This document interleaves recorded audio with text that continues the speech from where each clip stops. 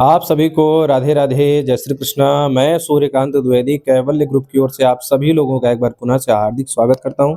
आप सभी लोगों का एक बार पुनः से हार्दिक अभिनंदन करता हूं। जैसा कि आप सभी लोग जानते हैं, आज महाभैरवाष्टमी का महापर्व है और बहुत से सिद्ध साधक जन इस महापर्व का बेसब्री से इंतजार कर रहे थे और ये इंतजार पूर्ण भी हुआ। मैं कोई भी नई जानकारी आप लोगों को आज प्रदान करूं इससे पहले आज भगवान भैरव के प्राकटोत्सव की आप सभी लोगों को कैवल्य ग्रुप की तरफ से हार्दिक शुभकामनाएं। ये भैरवाष्टमी आप सभी लोगों के जीवन के दुखों को दूर करे, आप सभी लोगों का जीवन आनंदमय हो। भगवान काल भैरव जी के श्री चरणों में ऐसी प्रार्थना और आप सभी लोगों को पुनः से कैवल्य ग्रुप की तरफ से हार्दिक शुभकामनाएं। ये जो जानकारी मैं आप लोगों को आज देने जा रहा हूँ, आप सभी लोग जानते हैं कि परसों मैंने एक वीडियो आप लोगों को प्रदान किया था, भगवान भैरव की स्वर्ण भैरव आकर्षण साधना स्वयं करने की विधि बताई थी और आप जो है केंद्र से भी करवा सकते हैं, ये विधि बताई थी। और उसके अगले दिन एक वीडियो प्रसारित किया गया जिसमें 4 साधनाएं निःशुल्क प्रदान की गई हैं, जिसमें माता धन आकर्षण के लिए माता लक्ष्मी की अखंड लक्ष्मी साधना, ज्वालामुखी साधना, नरसिंह उच्चाटन और खड्ग रावण मंत्र साधना, ये 4 साधनाएं निःशुल्क भी प्रसारित की गई हैं। तो इन सभी के जो है पर्पस में आप लोगों को ये सावधानी और चेतावनी वीडियो के तौर पे आप लोगों को ये दिया जा रहा है। तात्पर्य ये है कि जो लोग केंद्र से स्वर्ण भैरव साधना लेकर के खुद कर रहे हैं या केंद्र से जुड़ करके करवा रहे हैं, केंद्र के आचार्यों द्वारा करवा रहे हैं, ये दोनों लोगों के लिए, और जो लोग चारों निःशुल्क साधना का परम लाभ प्राप्त कर रहे हैं, उन सभी लोगों के लिए जानकारी सुननी परम अनिवार्य है। सावधानी अगर नहीं करेंगे, परहेज नहीं करेंगे, तो औषधि का या साधना का पूर्ण फल नहीं मिलेगा। जैसे कि किसी को शुगर हो गया हो तो उसमें जो है शुगर की दवाई खाई जा रही हो और उसके बाद चीनी भी खाया जा रहा हो, तो उसका कोई असर नहीं है, वो दवाई खाने का कोई वो औचित्य नहीं हुआ, परहेज जरूरी है।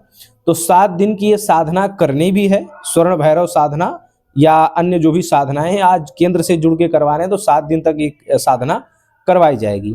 तो 7 दिनों तक जो साधना कर रहे हैं या जो केंद्र के द्वारा करवा रहे हैं, दोनों प्रकार के लोगों के लिए, और जो निःशुल्क साधना कर रहे हैं या केंद्र द्वारा करवा रहे हैं, उन सभी लोगों के लिए जरूरी है कि 7 दिनों तक, मतलब आज से लेकर के 7 दिनों तक किसी भी प्रकार का मांस, मदिरा, अंडा वगैरह का सेवन नहीं करना है।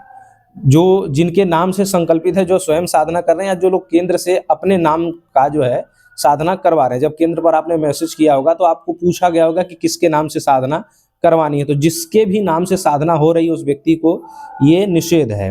परिवार में भी नहीं बनना चाहिए। कदाचित कोई बाहर से खा के आ रहा है तो उसका स्पर्श ना करे। कदाचित कोई घर में शराबी हो, मांसाहारी हो, अगर कदाचित खा के आ रहा है बाहर से, घर में तो पूर्ण निषेध रखें, और बाहर से कदाचित खा के आ रहा है तो उसका स्पर्श ना होने पर ऐसी व्यवस्था रखें। 7 दिनों तक उस व्यक्ति को पवित्र रहना है जो साधना कर रहा है या साधना जो करवा रहा है। और अकेले सोना है, शादीशुदा जिंदगी है तो पत्नी के साथ नहीं जा सकते, और जमीन पर सोना है, ठीक है, ये नियम रखना है।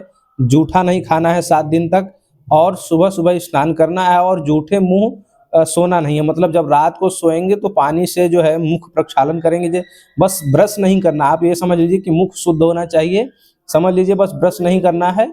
और पैर भी शुद्ध होना चाहिए, पैर का जो तलवा होता है, एड़ी के नीचे वाला भाग, वो जो है भी शुद्ध होना चाहिए। मतलब पैर भी प्रक्षालन करके और मुख प्रक्षालन करके सोएंगे। और कोशिश ये करें कि इन 7 दिनों तक ये जो सर है इस पर काला कपड़ा, काला तौलिया हो सकता है, या काला कोई भी ऐसा छोटा सा कपड़ा खरीद करके सर ढक करके सोएं।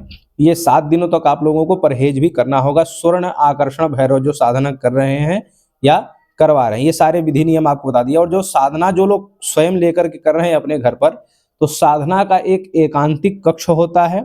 उस एकांतिक कक्ष में 7 दिन तक कोई भी आना जाना नहीं चाहिए। उस कमरे की सफाई, उस कमरे का जो भी होता है वो आपको ही करना है। उस कमरे में कोई भी, मतलब आपके बच्चे भी ना आए और पत्नी भी ना आए, माता पिता भी नहीं आए। आप साधक हैं तो आप ही उस कमरे में जाएंगे, आप ही उस कमरे की देखभाल करेंगे, आप ही साधना करेंगे, और उसी कमरे में सोएंगे जहाँ पर साधना किया जाता है, वहीं पर सोया जाता है। शमशान की साधनाओं की भी बात कर रहा हूँ, घरेलू साधनाओं की भी बात कर रहा हूँ, अमूमन मंदिर वाली साधनाओं की भी बात कर रहा हूँ कि जो है साधना जब की जाती है तो वहीं पर सोया जाता है। ये हर साधना के लिए एक ही नियम है, अलग अलग नियम नहीं है। तो ये आपको जानकारी दी। अब आप लोगों को उन साधनाओं की बात कर रहा हूँ जैसे कि खड़ग रावण साधना है।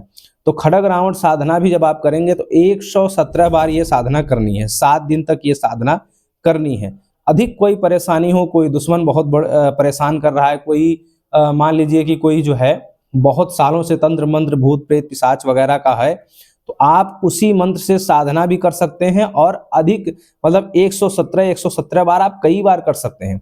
मतलब 117 पूरा हुआ, फिर उसके बाद फिर 117, फिर 117, ऐसे आप 10 या 12 बार भी आप कर सकते हैं। अधिक परेशानी है तो मंत्रों की ज़्यादा से ज़्यादा ऊर्जा आपको संचय करनी है तो अधिक से अधिक मंत्रों का जाप करना होगा।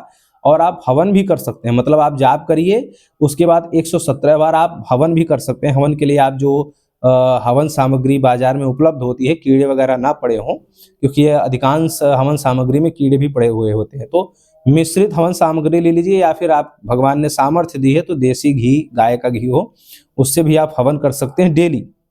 मतलब आप 10 मतलब 117 के 10 गोल बना करके, मतलब 117 1, 117 2, 117 3, ऐसे ऐसे गोल बना करके 10 गोल भी करेंगे, कोई दिक्कत नहीं। हवन आप एक ही गोल में करिए, मतलब 117 बार आप हवन करके आप फ्री हो जाइए।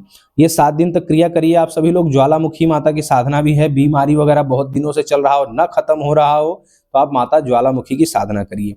कोई शत्रु बहुत दिनों से परेशान कर रहा हो, या कोई बहुत बड़ी बाधा आ रही हो, काम न हो रहा हो, तो वो बाधा दूर करने के लिए नरसिंह उच्चाटन का हमने दिया हुआ है, और भी बहुत सारे। एक आपको बात बताऊं, और धन की समस्या के लिए माता अखंड लक्ष्मी की साधना आज से आप लोग करेंगे। नियम सबके लिए वही सेम है। मांस मदिरा, प्याज लहसन की बात नहीं कर रहा हूँ, प्याज लहसन मैंने कभी मना नहीं किया, आज से लेकर कभी किसी भी वीडियो में प्याज लहसन मैंने मना नहीं किया है। मांस मदिरा मत खाइए, क्योंकि ये तामसिक चीजें हैं। जब आप कोई भी ऊर्जा संचय करते हैं तो तामसिक चीजों का परहेज रहता है। अब साधना करने के बाद बहुत से लोग प्रश्न करेंगे कि साधना के बाद खा सकते हैं, नहीं खा सकते। हम तो कहते हैं कभी भी मत तामसिक चीजों का स्पर्श करिए। तामसिक चीज सेवन करना, स्पर्श करना, ये हमारे यहाँ हर प्रकार से निषेध ही रहता है, लेकिन फिर भी जो लोग खाना चाहते हैं वो लोग खाएंगे। लेकिन कहने का अभिप्राय ये है कि फिलहाल ये 7 दिन तक स्पर्श भी ना करें, ऐसे व्यक्तियों का भी स्पर्श ना करें जो लोग मांस मदिरा का सेवन करते हैं। उसके बाद आपका स्वाभाविक जो इच्छा होगा वो करिएगा, लेकिन पूर्ण फल प्राप्त करना चाहते हैं तो ये नियम जो है करिए। अब आप लोगों को एक और बड़ी बात बता देता हूँ थोड़े से देर में, कि साधनाएं देना, मंत्र देना मेरा कर्तव्य है। मैंने चैनल बनाया है जनहित जन कल्याण के लिए, मैं मंत्र दे रहा हूँ, मेरे गुरुदेव देते हैं, मैं भी दे रहा हूँ और आगे भी प्रदान करता रहूँगा गुरुदेव की कृपा से। लेकिन एक बात आप लोगों को एक बात बता दूं, साधना, अलग अलग प्रकार की साधना, अलग अलग श्रेणियों की साधना, अलग अलग गण देवताओं की साधना मैं सिखाता जरूर हूँ, लेकिन एक ही साधना से हर जो है सिद्धि प्राप्त हो सकती है, एक ही साधना से। ठीक है, किसी एक विषय में जो व्यक्ति मास्टर रहता है, कलाकार रहता है, या उस विषय का जो है ज्ञाता होता है किसी एक जो है सिद्धि में, वो उसी से अपना पूरा जीवन पार कर ले जाता है। आपको उदाहरण देता हूं, जिसको बिजनेस करना, वो अपने बिजनेस से एक कला आ गई, जिसको पेंट करना आता है, जिसको चलाना आता है, जिसको मैच खेलना आता है, जो भी एक किसी कला में अगर आप परफेक्ट हैं, उसी से पूरा जीवन पार हो जाएगा और लोग आपको याद भी करेंगे। तो हम साधनाएं हम देते हैं, माता शारदा की साधना दी जाती है, भैरव भगवान की दी जाती है, लक्ष्मी माता की दी जाती है, दुर्गा माता की दी जाती है, कामाख्या माता की दी जाती है, अपने कुल देवी देवता, इष्ट देवता आदि की साधना भी दी जाती है। बहुत लोग नवग्रहों की भी साधना करते हैं, नवग्रहों में भगवान शनि देव, भगवान सूर्य देव आदि की साधना अलग अलग से करते हैं। तो कहने का अभिप्राय यह है कि मनवांछित कामना को पूर्ण करने के लिए अलग अलग साधनाएं करता है, साधक को जानकारी होती हो तो दूसरों को प्रदान करता है। लेकिन आप कोई एक साधना बदलिए मत, जो एक साधना आप जीवन में पकड़ लीजिए, उसी को पकड़ करके चलिए। उसी एक ही साधना से धीमे धीमे आपको ऐसा ज्ञान होने लग जाएगा कि हम इसी साधना से अच्छा पैसा भी कमा सकते हैं, इसी साधना से भूत प्रेत भी दूर कर सकते हैं, इसी साधना से शत्रु से भी बच सकते हैं, या इसी साधना से हम जो है व्यापार वगैरह में वृद्धि प्राप्त कर सकते हैं, इसी साधना से हम प्रमोशन कैसे प्राप्त कर सकते हैं, इसी साधना से कर्ज कैसे दूर कर सकते हैं, इसी साधना से दरिद्रता कैसे दूर कर सकते हैं, और इसी साधना से कोर्ट कचहरी वगैरह से कैसे बच सकते हैं। एक ही साधना से, वही एक ही मंत्र रहेगा, वही साधना का वही प्रकार रहेगा, लेकिन धीमे धीमे करते करते पता चल जाता है कि ये ऐसे करेंगे तो ऐसे हो जाएगा। अब जैसे माता बगलामुखी का मंत्र है, मंत्र जो आप लोग किताबों में या वीडियो में देखते हैं वही मंत्र है, लेकिन जब करते करते अनुभव हो जाएगा तो उसी मंत्र में थोड़ा सा बदल करके आप उसी मंत्र से नया काम कर सकते हैं। जैसे कि एक महामृत्युंजय मंत्र है, सब लोग जानते हैं कि बहुत लोगों को यही पता होगा कि महामृत्युंजय मंत्र का जाप करवाया जाता है प्राण रक्षा के लिए या आयु रक्षा के लिए, लेकिन हम जानते हैं कि महामृत्युंजय से हम 108 प्रकार के नए नए कार्य भी करवा सकते हैं। उसी महामृत्युंजय से मारण भी हो सकता है, उसी महामृत्युंजय से वशीकरण भी हो सकता है। ये कैसे हो सकता है? जब आप मंत्र का ज्यादा से ज्यादा प्रयोग करेंगे तब पता चलेगा कि एक ही मंत्र से अनेकों कार्य किए जा सकते हैं। बस तरीका पता होना चाहिए और बताने वाला गुरु सच्चा होना चाहिए। ठीक है, तो साधनाएं हमने 4 दी हैं, 4 नहीं 40 साधनाएं हम आपको आगे देंगे, लेकिन कहने का मतलब ये है 40 देंगे, 400 देंगे, 4000 भी देंगे, गुरुदेव की कृपा से बहुत कुछ है। लेकिन एक साधना ऐसा बना लीजिए कि उसी से नए नए कार्य करने की क्षमता आप बढ़ा लीजिए। नए नए साधनाएं जानना अच्छी बात है, देखना अच्छी बात है, लेकिन एक ही साधना से कई कार्य कर लेना, ये सबसे बड़ी चतुराई, ये सबसे बड़ी कलाकारी और यही साधना की सबसे बड़ी श्रेष्ठता है कि एक ही साधना से, एक ही मंत्र से आप सारे कार्य कर ले जा रहे हैं। फिर मिलता हूं किसी ज्ञानात्मक चर्चा के साथ। राधे राधे।